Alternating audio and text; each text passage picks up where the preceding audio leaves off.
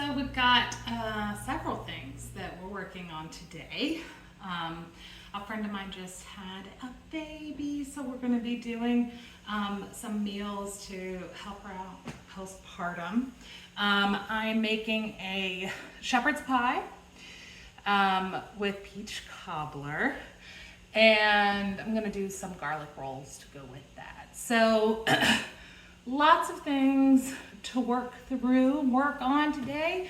The rolls are going to take the longest because they do have to rise for a significant amount of time. So I'm going to get started on those first.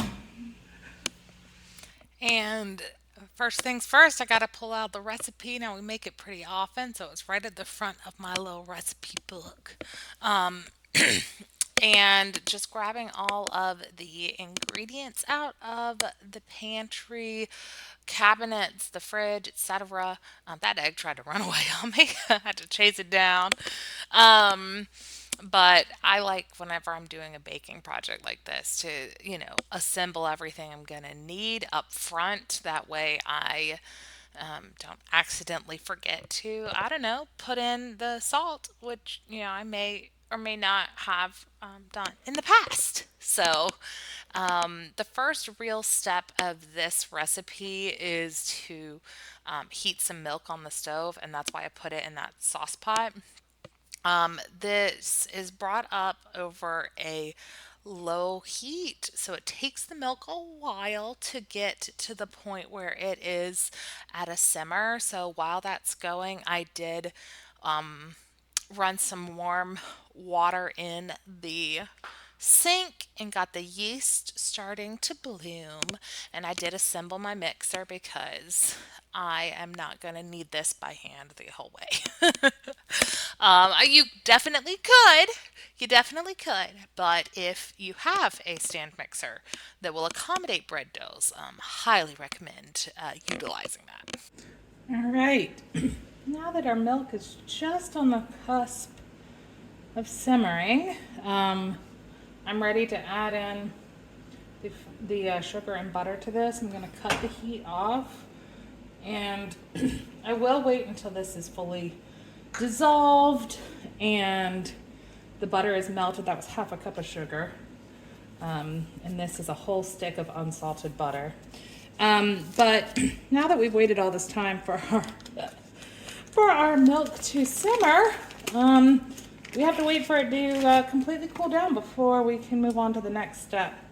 Maybe not like fully cool, but it certainly needs to be within the realm of temperature that the yeast can withstand, because we don't want our yeast to die when it hits the hot milk. So that's going to take quite a while. So while this is cooling off, I'm going to go work on something else. I think we're ready to head back to our rolls. So let's head over to the mixer. Now, the recipe for this does call for adding the flour gradually. Quite a bit goes up front. I'll have to put the recipe down below. I don't recall exactly how much flour goes in up front, but starting off with some flour and our liquids, that included the milk, sugar, butter mixture, the yeast, and water mixture, and then this is just 3 eggs, which have come up to room temp over time. So after those start incorporating, I'll begin to add the flour into this sort of one half cup at a time. So this takes a long time. I mean, long is relative, of course, but it feels like an eternity. So I think we can meet in the middle and say it takes a long time. It's probably only about 10 minutes, but it does need time to mix in between every time you add one of those half cup of flour, so that it can sort of incorporate that flour into the dough.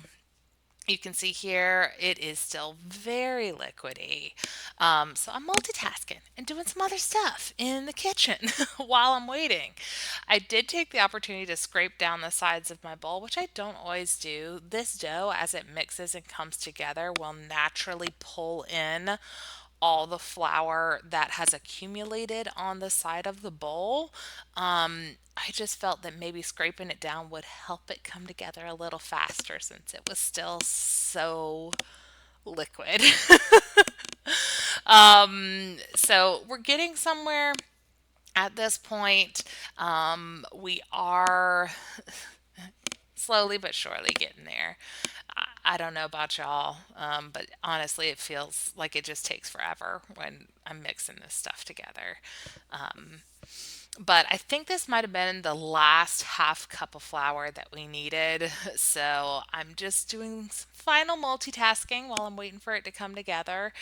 The mixer did start to struggle a little, and the dough finally got thick enough that it crawled up the mixer, but I felt that it was still too sticky. Because the next step after this, we are hand kneading it for a bit. So this mixture has to come together enough that you can maneuver it. So I think I added more than what the recipe called for on the flour just to get it to this state.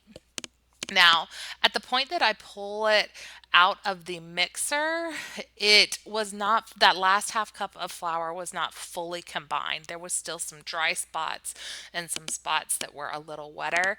And I think that's absolutely fine because we are kneading this by hand on the countertop for quite some time, maybe 5 to 10 minutes before it got to a point that I felt it was good. Then it rests on the counter for me, 2 hours at least. And then we're ready to start shaping it. Now this is where some bread math comes in. Oh yeah, sorry, my kids were running to and from the toy box that's up in that corner. So whenever you see a little smiley, just know that there were little kids behind there. But um, bread math. So the recipe calls for 24 rolls. So if I divide my dough in two, that means each one needed to make 12. So if I divide the half into half again, then each of those quarters have to make six. So that's kind of how I divided the rolls up mentally in order to get them all about the right size. However, I do not weigh my rolls or anything like that. So they do tend to come out all different sizes, and that suits me just fine because I am not a perfectionist. I don't care. Um, Nothing wrong if you do want them to be all equal, but if you are like me and some of them are smaller and some of them are bigger, I put the small ones in the middle so that they bake a little better because the middle of my pans tend to take the longest to cook. And so by putting the smallest ones there, they don't get way overdone while waiting for, something in the middle to bake. So you can see me kind of rearranging my pan so that it does just that. And I have the smallest ones there in the center. Just trying to give it the opportunity. Those have to rise again. So, meanwhile, I did make the garlic butter for the top of these because the intent was to make garlic rolls. I just pulled some garlic out of the freezer, and then that's some parsley, dried parsley. And my intention is not to like toast this garlic to the point that it's crunchy, but I, of course, did need it to thaw, and I wanted it to start cooking slightly so that, you lost some of that raw garlic flavor.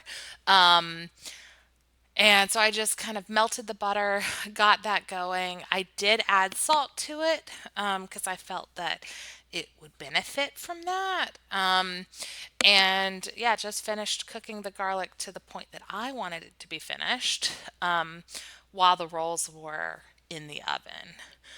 So then it was finally time for the rolls to come out of the oven, and I immediately basted them with that garlic butter mixture. And that's all these really take in order to get delicious, fresh, homemade yeast rolls with garlic butter on top.